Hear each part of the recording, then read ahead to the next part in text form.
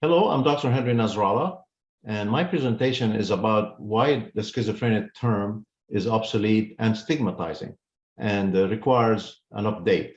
So my first slide is to show you that I have no conflicts of interest related to this presentation.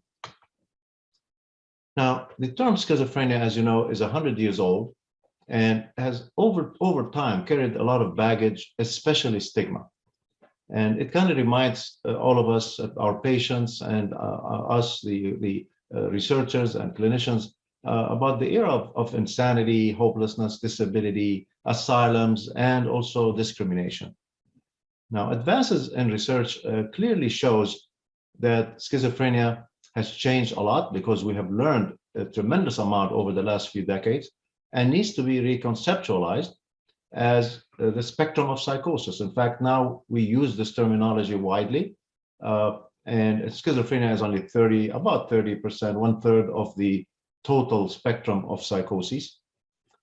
Manic depressive illness, by the way, was modified and changed to bipolar disorder in the 60s, and another term like mental retardation was renamed to intellectual disability. So it is not unusual for the old names to be updated and changed as needed by the field. So the term schizophrenia, unfortunately, implies a split mind, and for some people, even a split personality, which is incorrect. And because of that, it's been abused by the media in many ways, describing erratic behavior and change in behavior. For example, they might use the term schizophrenia for an incoherent and self-contradicting politician. The stock market, the financial stock market may have a good day, a bad day. They describe it as a schizophrenic market. A football team might play well in the first half and poorly in the second half. And the commentator would say, oh, the team is schizophrenic today. They played well on one half and poorly in the other half. Or a country's population may be split on an issue. Half the people might favor one side, the other another side. The Brexit was a good example. A couple of years ago, when the British population were split on whether they should have a Brexit or not. But it's, as you can see, abused in many ways, and it detracts from its original medical terminology. So the public as a whole is confused about what schizophrenia is, and they have no idea that when Bloiler coined the term about 100 years ago, he was trying to say that this is a disorder of thought disorder, a splitting of associations. That's what schizophrenia is. And then he actually modified the previous term, dementia precox, which was offered by Kraepelin around the same time that Bloiler was working.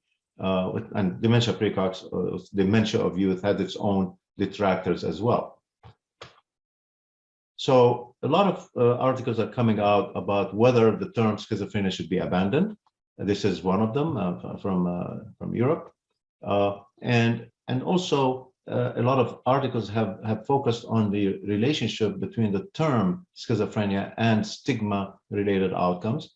And I'm sure most of you have read such articles.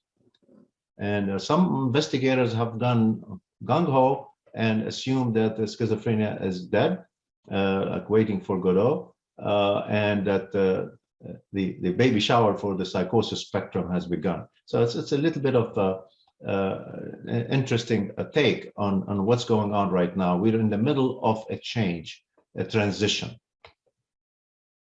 So surveys have actually been done about renaming schizophrenia among various constituencies, including psychiatrists and mental health users and family members in Italy, for example, and another one done here in the US by Dr. Keshavan's group.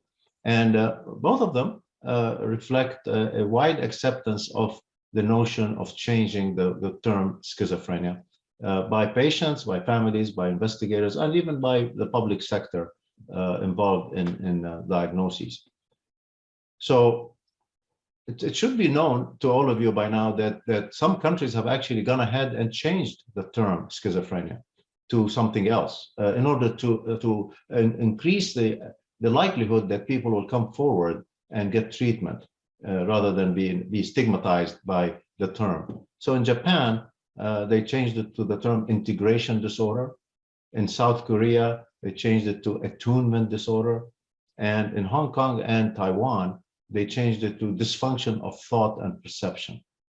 Now, scholars and professional organizations in the whole world have also chipped in, and they recommended other terminologies. For instance, Kraepelin-Bleuler disease, although to me it's really a syndrome, not a disease, but that's the term they used.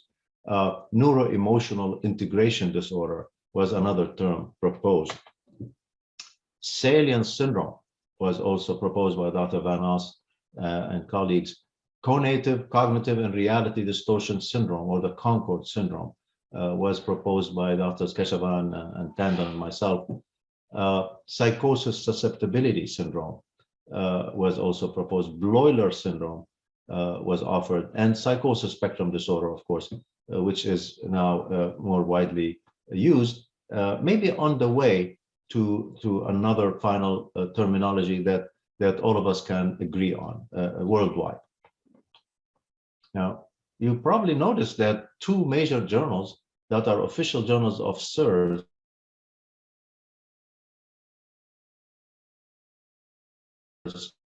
now has a subtitle, The Journal of Psychoses and Related Disorders, and Schizophrenia Research now has a subtitle, A Translational Journal of the Psychosis Spectrum. And DSM-5, you may have noticed, also revised the section on schizophrenia and other psychotic disorders to schizophrenia spectrum and other psychotic disorders. The New England Journal of Medicine used to publish updates on schizophrenia almost every year, but recently they changed the topic to psychotic disorders. So again, the change in the name is actually being recognized in a variety of locations and journals and investigators. So what have we learned from the name change for schizophrenia? Is an interesting question. We're learning a lot as we go along, that it's not as easy as we thought. There's a lot of disparate points of view. And some people or some researchers wonder if changing the name is really going to eliminate the stigma, which is, a reasonable question. But what are the advantages actually for a new name? Well, first, the new medical terminology that we will finally adopt will avoid the metaphorical use of schizophrenia, the abuse really of that term. And it might reduce the iatrogenic helplessness and stigma and discrimination associated with being labeled schizophrenia for our patients. And a new name will stimulate the public awareness and may improve the image of the condition, as happened in Japan and Korea and Taiwan, where more people now are coming forward for treatment of the thought disorder or psychosis because of somewhat lessened stigma. And a new name might facilitate communication between the patients and the mental health professionals in general, and may foster new scientific advances and research models. I think it's very interesting how sometimes changing a name will, make people think in different ways outside the box of the old schizophrenia terminology, and might basically tackle new frontiers. So here's a debate again, an article about whether renaming schizophrenia would resolve the stigma. In this case, they argue, Drs. Gable and CURESZ, that it may not resolve the stigma. And probably there's some truth to that. It takes a while to erase stigma.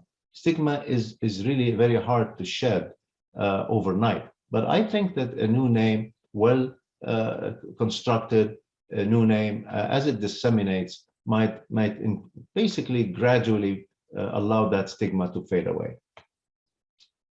And I personally wrote an article about why we should first revise the construct of schizophrenia, which really needs updating before we change the name of schizophrenia. So as we work on reinventing schizophrenia, I think a new name might kind of occur naturally after that. And as you probably know, we have embarked on a special issue of schizophrenia research about reinventing schizophrenia. edited by Dr. Keshavan and Tandon and myself. And you will see samples of that in the exhibit area. You might want to pick up one of those. We have 45 articles written by global researchers in schizophrenia, very prominent investigators, each of them offering their own perspective about how we should reinvent schizophrenia. I think the collective wisdom of the field will eventually result in a very meaningful new direction for schizophrenia as we reinvent the concept and this construct in a very different way than we have been thinking about it so far. So stay tuned. A name change is coming. We don't know exactly when, but I know some of you in this audience may be working on it yourself. And I hope that we will all work together to arrive at a name change, but also at a reinvention of the construct of schizophrenia, which really needs a new image. Thank you very much for your attention, and I welcome questions.